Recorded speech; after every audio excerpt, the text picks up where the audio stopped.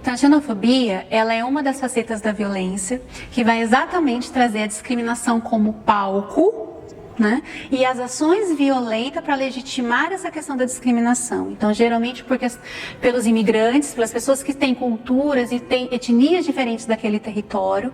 A xenofobia a gente precisa olhar também como um fenômeno da violência territorial, porque ali se estabelece uma cultura e dentro dessa cultura é colocado como verdade absoluta. Então, em qualquer pessoa que pense diferente, ela é excluída, né? Então, também a gente precisa entender que a xenofobia não acontece somente com os estrangeiros, porque a gente tem essa mania de entender só as pessoas que vêm de fora, de outros países, porque de novo a gente fecha no território, mas dentro do próprio território, né? Então, se a gente olha, por exemplo, para os nordestinos, vamos pegar o Brasil, o quanto que nós somos xenofóbicos quando a gente olha para o estado de São Paulo, né? Quando os nordestinos chegam para cá, nós tiramos sarro deles, né? Do jeito deles falarem, da própria comida, da maneira que anda, de organização da casa, né? A gente tende a dizer, olha, tá errado, tá certo. Por quê? A xenofobia é isso, né? É um mecanismo de manipulação e de controle daquilo que eu acho que está certo. Então, eu uso da discriminação, eu uso da exclusão do outro para dizer que você não está certo. E isso eu uso as violências, os instrumentos de violência de todas as formas, desde o assassino, desde um insulto, né, até um assassinato e genocídios, como nós já passamos por diversas vezes. A gente precisa sempre pensar no território. O que vai acontecer? E a gente precisa olhar para a violência estrutural, que ela é um dos eixos. Então, o que a política faz? Né? A política de divisão de territórios. Ela vai colocar cerquinha, vamos dizer assim, vai dizer, olha, aqui é meu pedaço de uma... Vamos pensar numa cidade, aqui os limites da minha cidade. Dentro desses limites, eu estabeleço uma cultura que não deixa de ser uma conduta de convivência para todos que moram ali. Aquilo que... Não digo que é igual, mas são condutas de convivência. E o que vai acontecer? As pessoas que, geralmente isso acontece nas cidades, que são mais empobrecidas ou que têm uma condição diferenciada das pessoas que eu escolho, eu coloco nas extremidades das cidades, longe de tudo e de todos, e que não deixa de ser uma higienização. E que isso a gente percebe numa cidade, seja ela qual for, a gente sabe onde está o bairro rico e onde está a população vulnerável. E geralmente essa população vulnerável estão nos extremos, aonde nada se tem. Por quê? Para o pobre ou para a pessoa em situação de vulnerabilidade, não precisa de mais nada. Já vive uma condição mínima, então por que eu vou oferecer água? Por que eu vou oferecer uma estrutura, né, de condição? Então a gente já começa com os territórios formados já dentro dessa prioridade, dentro dessa escolha de pessoas. Quem é que eu quero no centro, quem é que eu quero mais próximo do comércio ou do serviço e quem eu quero longe. E quem eu quero longe, eu não ofereço nada porque é longe. E quando eu faço isso já nesses limites das cidades que são pensadas e são organizadas, esses territórios afastados que não tem nada, por que a violência é grande? Porque eu não tenho outro recurso. Né? Então a violência estrutural ela vem para dizer, vocês são discriminados, então vocês não fazem parte dessa cidade, por isso que é distante, então às vezes não tem transporte de qualidade, não tem trabalho, então uma série de outras coisas. E aí eu tenho essa violência que é estrutural, desse afastamento, e automaticamente ali dentro daquele território onde eu não tenho nada, a violência é o único instrumento utilizado ali para aquelas pessoas. E isso é uma xenofobia olhado dentro da perspectiva do território. Por quê? Se nós pensarmos na cidade de Campinas, ela é um todo, de um limite geográfico muito grande. Então, quando eu penso na cidade de Campinas, eu penso no todo. Eu não penso no sentido, esse é um povo X, esse é um povo tal. Não, é num todo. Então, as políticas precisam caminhar para o todo. A partir do momento que eu construo divisões, né, apartheids, vamos dizer, porque existe em Campinas os apartheids, a partir do momento que eu separo a população, eu já estou dizendo, esse povo é diferente do outro que eu quero, então já tem uma discriminação. E automaticamente essa discriminação é feita, neste caso, pela questão da pobreza, porque a grande maioria das pessoas que estão ali são por conta da pobreza, que vou afastar. Muitas das vezes a gente pode fazer com pesquisas isso, são pessoas oriundas de outros lugares do estado, que vieram para trabalhar e de repente não conseguiram, e que estão naquele lugar. Então isso é xenofobia, e territorial nesse sentido, de pequenos municípios, porque eu afasto as pessoas. E afastando com a base da discriminação. Então, eu não quero. Então, só pegando a Shalom como exemplo, por que ela é distante de tudo? Né? Porque eu não quero que você chegue lá. Eu não quero porque você não é bem-vindo, porque você é um imigrante, vamos dizer assim, dentro da própria cidade. Né? Você é um cidadão. campineiro, mas dentro da cidade você não é. Então, quando a gente olha, por exemplo, o plano diretor, quando a gente pensa o plano diretor pelo Estatuto da Cidade, das ações, a gente sempre precisa pensar no todo, na cidade como um todo, mas nós não pensamos na cidade como um todo. Nós pensamos nos recortes dessas cidades e discrimina o outro, né? E a gente taxa, são os territórios violentos, então a gente não vai atacar porque não tem mais jeito. Não.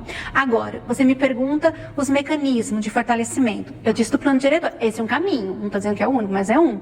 Quanto mais a gente trabalhar essas comunidades, esses territórios, nas suas potências, porque tem um saber naquele território, a gente pode até chamar Milton Santos, porque Milton Santos vai dizer assim do território. O território não é só um espaço geográfico, mas é onde a vida acontece, onde as relações acontecem. Então, se é onde as relações acontecem, significa que tem poder aquele território. Então, se a gente começar a trabalhar essas potências dentro desse território, essas potências com as pessoas, associações de bairros, pequenos grupos, as instituições fazendo esse movimento, levando essas pessoas para participar no centro da cidade, para participar dos planos diretores, para participar da construção das políticas, se fazer ser visto, porque é isso. Como é que a gente vence? Essa população precisa ser vista, vamos dizer, elas precisam incomodar, né, para poder chamar a atenção e a partir daí reivindicar o que é direito delas. Elas são pertences deste lugar e se são pertences, elas têm o mesmo direito que qualquer outro município desse território. Então a gente nunca pode pensar a xenofobia separado da discriminação, separado da raça, separado da intolerância religiosa. A xenofobia caminha junto com a questão racista. Então as mulheres pretas, as mulheres que vivem nas comunidades, nos territórios de vulnerabilidade e as mulheres pretas, né, elas são alvo, e todo mundo sabe, né, são de todas as discriminações possíveis, como se essas mulheres não pudessem ascender, ou como se elas não tivessem saberes nenhum. E quando essas mulheres se destacam dentro desse território, porque se a gente for parar para pensar e estudar os movimentos sociais dentro desse território, geralmente são liderados por mulheres pretas, que vestem a camisa, não, vamos reivindicar aquilo que é o nosso direito.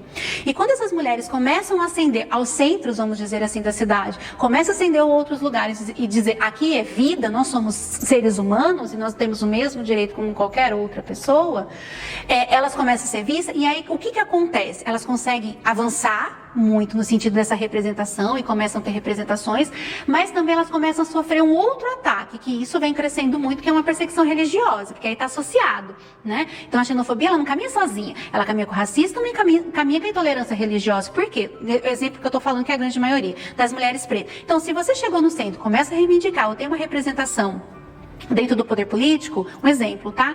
Ah, então é porque é do terreiro. Ah, então é porque tá macumba. Enfim, começa a hostilizar para de novo te colocar neste lugar de discriminação de que você não é nada. Então, as mulheres em si, né, elas são discriminadas porque esse lugar não é delas. As mulheres pretas são muito mais discriminadas porque além de não ser lugares dela ocupar, elas não são ninguém para a sociedade.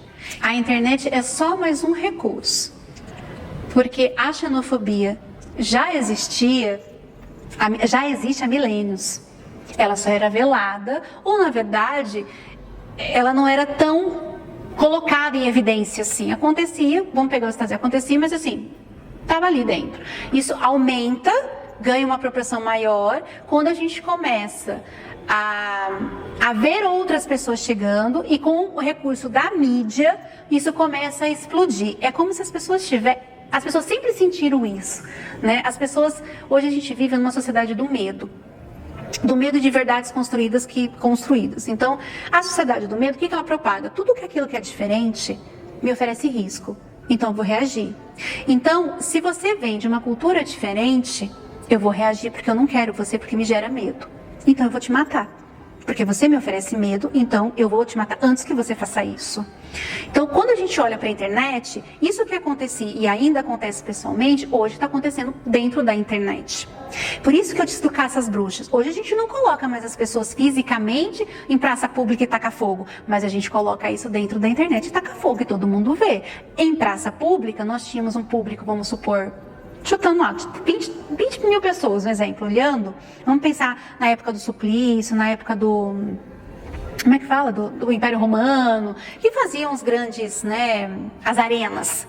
As pessoas eram mortas, as pessoas pagavam para ver. Hoje, Isso na internet não são só 10 pessoas, 20 pessoas, são milhões de pessoas. Mas a xenofobia nada mais é que a fragilidade humana de lidar com aquilo que é diferente, de lidar com aquilo, de lidar com o medo ou com o medo de relacionar com o outro e de construir. Porque ela sempre vai trabalhar com aquilo que é ideal. Né? O jeito que eu vivo é ideal e eu discrimino o outro, né? A cor da pele, né? Entende? Então eu vou trabalhar com os ideais que não existem. Né? Nós somos seres humanos. Você é um ser humano, você acredita naquilo que você quer. E se eu... Vamos pegar dos estrangeiros. Né? A xenofobia vai acontecer, né? Uma das partes da xenofobia, por conta dos imigrantes. Eu estou num país vivendo em situação de guerra. Os outros países que assinaram os tratados de aberturas de fronteira, com a ONU e tudo mais, elas têm que abrir fronteiras, não podem fechar. Elas assinaram como um acordo. Então, quando eu recebo outro que é diferente, isso mexe com a cultura do lugar. Né? Porque são pessoas diferentes sendo incluídas num território que já tem uma cultura. Então, automaticamente isso vai mudar ali a cultura daquele território. Mas eu não aceito isso, porque o jeito que tá certo. Então eu tenho medo de receber o diferente, eu tenho medo de receber o estrangeiro. E este medo é o que faz e que motiva as ações violentas. E na internet isso tem crescido muito. E não só na internet, porque o movimento começa na internet e ganha as ruas. E isso que é o perigoso. Porque as articulações, os lixamentos que acontecem e tudo mais são organizados na internet. Então não é só um falar, né, que é uma violência, mas é também uma ação e de um assassinato.